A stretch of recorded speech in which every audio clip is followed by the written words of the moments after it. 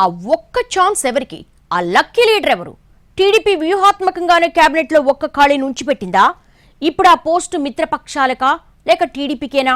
ఒకవేళ మిత్రపక్షాల కోటాలోకి వెళ్తే అందుకునే అర్హత, సీనియారిటీ ఉన్న లీడర్స్ ఎవరు? ఆశల పల్లకీలో ఊరేగుతున్న లీడర్స్ ఎవరు? తెర మీదకు వస్తున్న కొత్త ఈక్వేషన్స్ ఏంటి?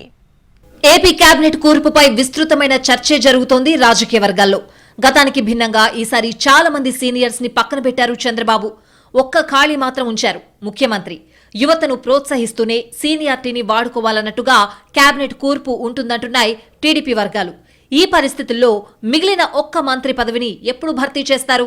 ఈ రేసులో ఉండేది ఎవరన్నది ఆసక్తికరంగా మారింది. ఈ చర్చకు కొనసాగింపుగా అనేక ఊహాగానాలు వినిపిస్తున్నాయి. కూటమి 3 పార్టీల్లోని సీనియర్స్ ఆ ఒక్క ఛాన్స్ తమకే ఎందుకు కాకూడదు అనే లెక్కలతో ఎవరి ట్రయల్స్ లో వారున్నారట. మొదట్లో బీజేపీ, జనసేనలో ఎవరికి కేటాయిస్తారన్న ఆసక్తి రేగినా వాళ్లు గెలిచిన సీట్ల ఆధారంగా పోర్ట్ఫోలియో కేటాయింపులు ఇప్పటికే జరిగిపోయాయి. అయినా సరే స్పెషల్ కేసుగా మిగిలిన ఒక్క మంత్రి పదవిని జనసేనకు ఇచ్చే పరిస్థితులు కనిపిస్తున్నాయని అంటున్నారట కొందరు. అది కూడా బీసీ నాయకత్వానికి ఇవ్వొచ్చన్న ఊహాగానాలు పెరుగుతున్నాయి. మొదటి నుంచి తెలుగుదేశానికి కంచుకోట ఉత్తరాంధ్ర. ఈ ప్రాంతంలో ఎదురు దెబ్బలు తగిలిన ప్రతిసారి టీడీపీ అధికారానికి దూరమైంది. ఈ దఫా ఏకపక్షంగా ఓట్లేయడంతో ఇక్కడ 32 సీట్లు గెలుచుకుంది కూటమి. గోదావరి జిల్లాల తర్వాత జనసేనకు రాజకీయంగా కీలకమైన ప్రాంతం ఇదే. ఇక్కడ జనసేనకు 6 ఎమ్మెల్యేలున్నారు. వీళ్లలో కొణతాల రామకృష్ణ, పంచకర్ల రమేష్ బాబు సీనియర్స్.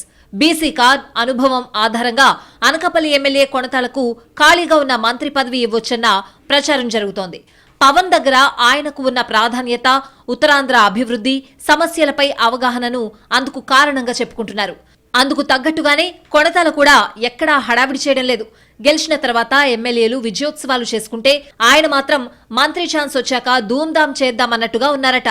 ఇక్కడ కులాల లెక్కలు చూసుకుంటే కాంగ్రెస్, టీడీపీలో ఏ పార్టీ అధికారంలోకి వచ్చినా విశాఖ జిల్లా గవర నాయకత్వానికి సముచిత స్థానం దక్కుతుంది. దాడి వీరభద్రరావు, కొణతాల రామకృష్ణ విషయంలో ఈ సాంప్రదాయాన్ని కొనసాగించాయి పార్టీలు. అయితే వైసీపీ ప్రభుత్వంలో గవర సామాజిక వర్గం నుంచి గెలిచిన ఎమ్మెల్యే లేకపోవడంతో మొదటిసారి ఆ కోటా తప్పింది. ఇప్పుడు కూటమి తరపున సీనియర్ ఎమ్మెల్యే గణబాబు, కొణతాల ఉన్నారు. ఈ స్థాయిలో అవకాశం, సీనియారిటీ కనిపిస్తున్నా మొదటి విడతలోనే ఎందుకు కేటాయింపులు జరగలేదంటే దాని వెనుక మరో ఇంట్రెస్టింగ్ పాయింట్ ఉందట. అది తెలుగుదేశంలో ఉన్న విపరీతమైన పోటీ కావడం ఇక్కడ ఆసక్తికరం.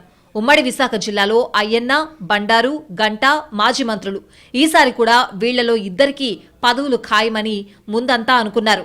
కానీ ఫైనల్ గా ఆ లెక్క తప్పింది. కష్టకాలంలో పార్టీకి అండగా ఉండి పోరాడిన అయ్యన్నకు ఛాన్స్ ఇచ్చాకే ఖాళీగా ఉన్న మంత్రి పదవిని భర్తీ చేయాలి అనేది అసలు ఆలోచనగా తెలుస్తోంది.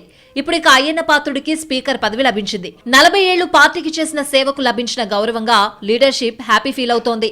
ఇక కొణతాల రామకృష్ణ వంటి నాయకుడికి అవకాశం ఇవ్వడం ద్వారా బీసీలకు పెద్దపీట వేస్తున్నామనే బలమైన సందేశం పంపించడం జనసేనకు ప్లస్ పాయింట్ అవుతుందని అంటున్నారు. ఈ క్రమంలో ఒక్క ఛాన్స్ జనసేనకు వస్తే అది కొణతాలకే దక్కుతుందనేది అంచనా. ప్రత్యేక కారణాలతో బీజేపీకి ఇవ్వాల్సి వస్తే మాత్రం దక్షిణ కోస్తాకు చాయిస్ ఉంటుందని అంటున్నారు రాజకీయ పరిశీలకులు.